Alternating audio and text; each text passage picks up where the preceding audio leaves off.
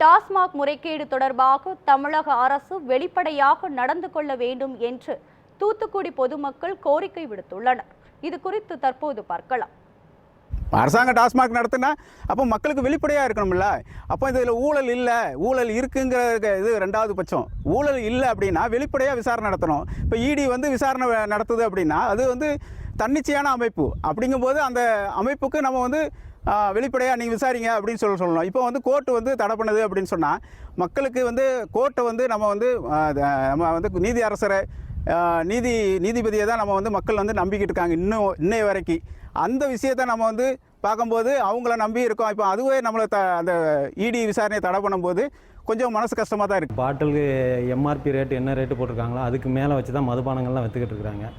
அது போக போலி மதுபானங்கள் குடித்து நிறைய பேர் இறந்துருக்காங்க. அந்த வழக்குகள்லாம் இன்னும் காவல்துறையில் இருக்குது. அமலாக்கத்துறை ஊழல் வழக்கு பதிவு பண்ணி அவங்க விசாரணை கொண்டு வராங்க. அதை தமிழக அரசு தடுக்குது. இதுக்கு நம்ம உச்சநீதிமன்றமும் அவங்களுக்கு ஆதரவாக தீர்ப்பு வழங்குறாங்க. இது சரியில்லை. இந்த தீர்ப்பு அனுமதிக்க முடியாத தீர்ப்பாக இருக்குது.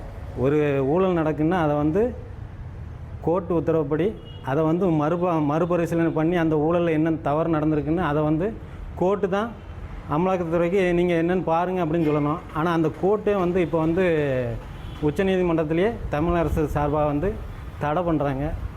இது அனுமதிக்கக்கூடியதாக இல்லை.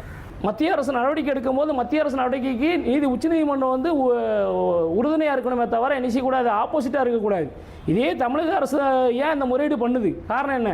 இவங்க மேலே ஊழல் இருக்க போய் தான், லஞ்சம் இருக்க போய் தான் இவங்க நடவடிக்கை எடுக்க பயப்படுறாங்க. தமிழக அரசு இதுக்கு மேல்முறையீடு செய்ய வேண்டிய அவசியம் என்ன இருக்குது? இவங்க மேலே குத்தம் இல்லாதவங்க இங்கே சொல்லுவாங்க, ஒரு பழமொழி உண்டு கிராமத்தில், நான் ஒன்றுமே தப்பு செய்யலைன்னா நான் ஏன் பயப்படணும்? இங்கே தமிழக அரசு தப்பு செஞ்சுருக்கு. தமிழக அரசோட சேர்ந்த அமைச்சர்கள் எல்லாமே தப்பு செஞ்சவங்க. உங்களால் நல்லது முடிஞ்சால் செய்யுங்க, நாங்கள் உங்களை கடவுளுக்கு சமமாக பார்க்குறோம், நீங்கள் எந்த ஒரு கெட்டதும் எங்களுக்கு செய்யாதுங்க, மக்களுக்கு உங்களோட மன்றாடி கேட்டுக்கிறோம். இந்த மாதிரி ஒரு நேர்மையான அதிகாரிகள் சிலவங்க நடவடிக்கை எடுக்கும் போது நீங்கள் தடுக்கிற மாதிரி வேலையை தயவுசெய்து செய்யாதுங்க.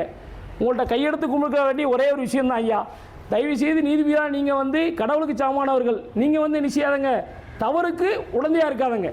இந்த இடி ரைடு சரியான இதுக்கு மேலும் நடவடிக்கை எடுக்கணும். கட்டாயமாக அதுக்கு மறுபடியும் உச்சநீதிமன்றம் தீர்ப்பு சொல்லணும். இது நடவடிக்கை எடுக்கிறதுக்கு உச்சநீதிமன்றம் ஒத்துழைப்பு கொடுக்கணும் முழுக்க. அப்படின்னா தான் மக்கள் மன சந்தோஷம் அடையும்.